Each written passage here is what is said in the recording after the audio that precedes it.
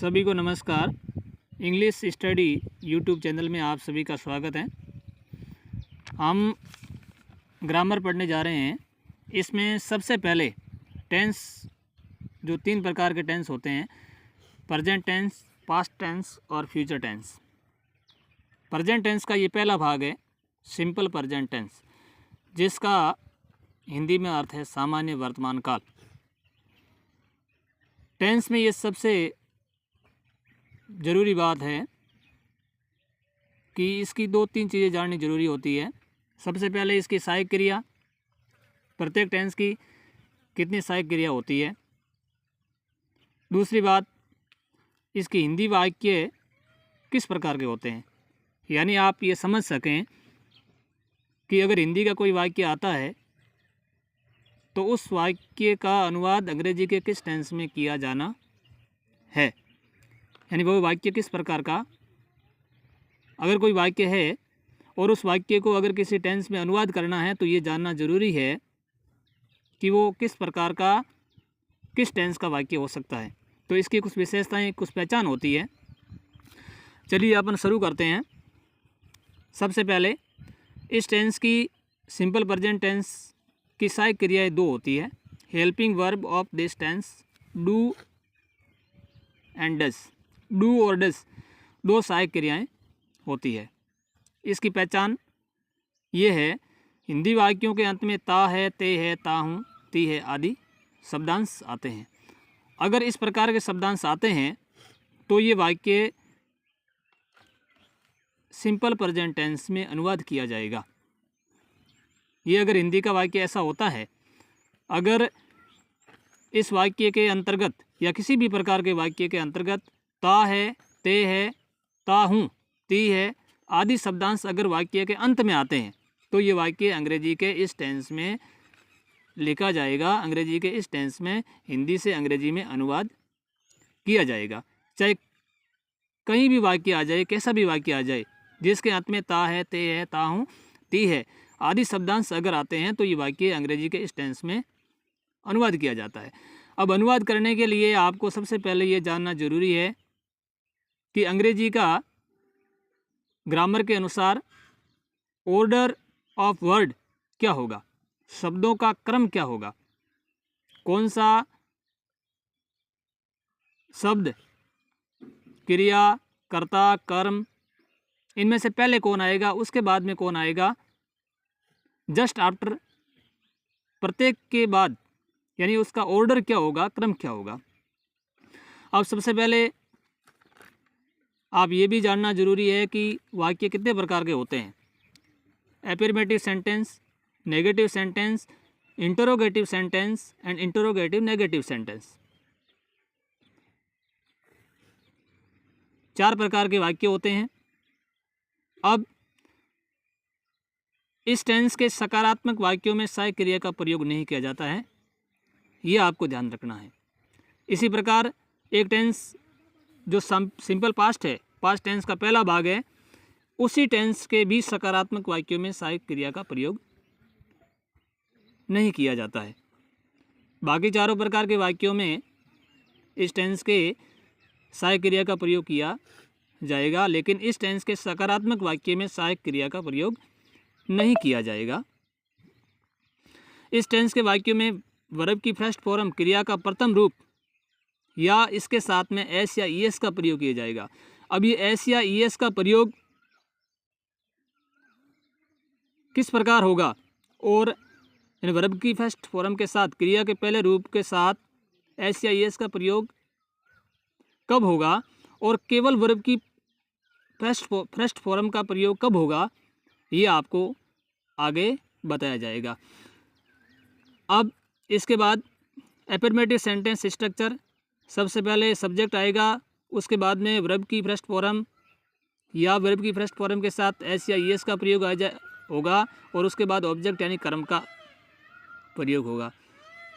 अब आपको ये थोड़ा बता देते हैं कि कौन से प्रोनाउन या कौन से सब्जेक्ट के साथ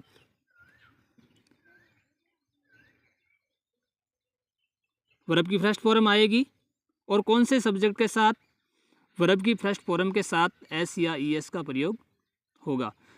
और आपको ये भी ध्यान रखना है कि इस टेंस के केवल सकारात्मक वाक्य में ही एस या एस का प्रयोग होगा।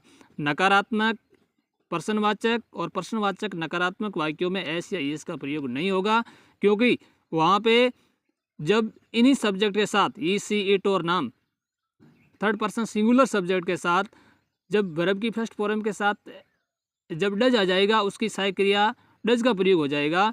तो आपको ये ध्यान रखना है कि जब डज का प्रयोग हो जाता है तो उसमें एस या एस का प्रयोग नहीं होगा। प्रोनाउन ही, जिसका अर्थ होता है वह, it is third person singular subject. She, ये भी थर्ड पर्सन सिंगुलर है। इट, ये भी थर्ड पर्सन सिंगुलर है। और नेम, किसी का अगर नाम हो तो अगर अपन किसी का नाम भी लेते हैं तो वो एक तृतीय पुरुष होता है एंड थर्ड पर्सन सिंगुलर है। इन सभी में थर्ड पर्सन सिंगुलर में पुरुष ये एक वचन कर्ता होते हैं। इनके साथ हमेशा वर्ब के साथ एस या एस आएगा, केवल सकारात्मक वाक्य में। अब आगे आई, में, वी, हम, यू, तुम, दे यानी वे यानी बहुवचन, वे यानी बहुत सारे लोगों के लिए दे का प्रयोग होता है। इन ये बहुवचन और कोई बहुवचन करता आ जाए, जैसे किन्हीं दो लोगों का नाम आ जाए, राम एंड मोहन, तो इस तरह अगर ये सब्जेक्ट आए तो इनके साथ वर्ब की फर्स्ट फॉर्म ही आएगी, एस या एस नहीं आएगा। तो ये ध्यान रखना है कि थर्ड पर्सन सिंगुलर सब्जेक्ट के साथ सिंपल प्रेजेंट टेंस के एफिर्मेटिव वाक्यों में एस या एस वर्ब की फर्स्ट फॉर्म के साथ एस या एस का प्रयोग होगा। कर्ता आई, वी, यू, दे और कोई बहुवचन करता आए तो इस टेंस के सकारात्मक वाक्य में केवल वर्ब की फर्स्ट फॉर्म का प्रयोग हुई होगा। अब आपको आगे बताते हैं कि किस प्रकार के सब्जेक्ट के साथ कौन सी सहायक क्रिया आएगी। डू किसके साथ आएगी, ये थोड़ा पहले भी मैंने बोल दिया है। I, we, you, they and combine subject के साथ एफर्मेटिव में कंबाइन सब्जेक्ट के साथ डू का प्रयोग होगा। लेकिन ध्यान रहे इस टेंस के सकारात्मक वाक्य में सहायक क्रिया का प्रयोग नहीं होता है। डज, ई, सी, इट और नेम के साथ एफर्मेटिव में हेल्पिंग वर्ब का प्रयोग नहीं होता है।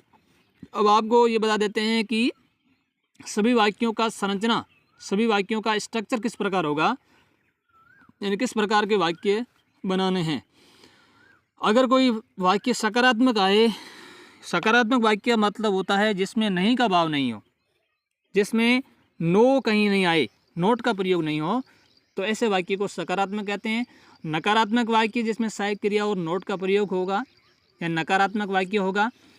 इंटरोगेटिव यानी प्रश्नवाचक वाक्य, जिसमें ऐसा वाक्य जिसमें कोई प्रश्न का भाव हो, वाक्य ऐसा लगे कि कोई आपसे प्रश्न कर रहा है, तो वो वाक्य प्रश्नवाचक वाक्य होगा, जिसमें in at the starting of sentence सहायक क्रिया का प्रयोग होगा। इंटरोगेटिव नेगेटिव यानी प्रश्नवाचक नकारात्मक वाक्य में सहायक क्रिया और नोट का प्रयोग दोनों का होगा। अब एफर्मेटिव सेंटेंस स्ट्रक्चर, सकारात्मक वाक्य संरचना, सबसे पहले कर्ता वर्ब की फर्स्ट फॉर्म या वर्ब की फर्स्ट फॉर्म के साथ एस या एस प्लस ऑब्जेक्ट। अब एस या एस किन सब्जेक्ट के साथ आएगा वो पहले बता दिया है, और केवल वर्ब की फर्स्ट फॉर्म का प्रयोग किन के साथ होता है वो भी आपको बता दिया है। नेगेटिव सेंटेंस स्ट्रक्चर, नकारात्मक वाक्य संरचना, सबसे पहले कर्ता आएगा, उसके बाद में सहायक क्रिया आएगी, उसके बाद में नोट आएगा, उसके बाद में वर्ब की फर्स्ट फॉर्म आएगी, उसके बाद में ऑब्जेक्ट आएगा, कर्म आएगा। अब आपको ये ध्यान रखना है कि इस वाक्य में, इस टेंस के नकारात्मक वाक्य में कर्ता कोई भी आए, I, we, you, they, he, she, it, name, कोई भी आए, सभी के साथ डू का प्रयोग ही होगा नेगेटिव सेंटेंस में। इसी प्रकार इंटरोगेटिव सेंटेंस स्ट्रक्चर, इंटरोगेटिव, सबसे पहले सहायक क्रिया का प्रयोग होगा, हेल्पिंग वर्ब, उसके बाद में सब्जेक्ट का प्रयोग होगा, उसके बाद में वर्ब की फर्स्ट फॉर्म का प्रयोग होगा, उसके बाद में ऑब्जेक्ट का प्रयोग होगा।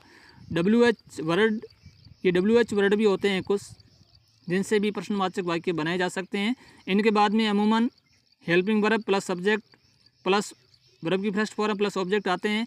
कहीं कहीं WH वर्ड के साथ संज्ञा का प्रयोग भी हो सकता है। इंटरोगेटिव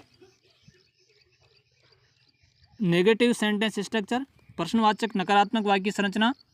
इसमें सबसे पहले हेल्पिंग वर्ब आएगी, उसके बाद में सब्जेक्ट आएगा, उसके बाद में नोट आएगा, उसके बाद में वर्ब की पहली फॉर्म आएगी, उसके बाद में ऑब्जेक्ट आएगा, उसके बाद में कर्म आएगा।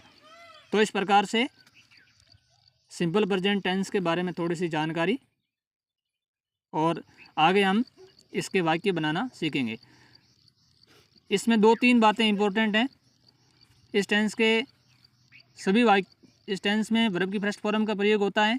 इस टेंस के हिंदी वाक्यों के अंत में ता है, ती है, ते हैं, ता हूँ आदि शब्दांश का प्रयोग होता है। तो ये आपको पहचान लेना है कि सिंपल प्रेजेंट टेंस के वाक्य हैं। क्रिया का प्रथम रूप,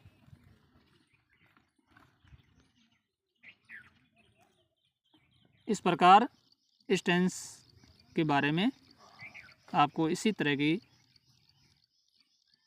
या ये ध्यान रखना है।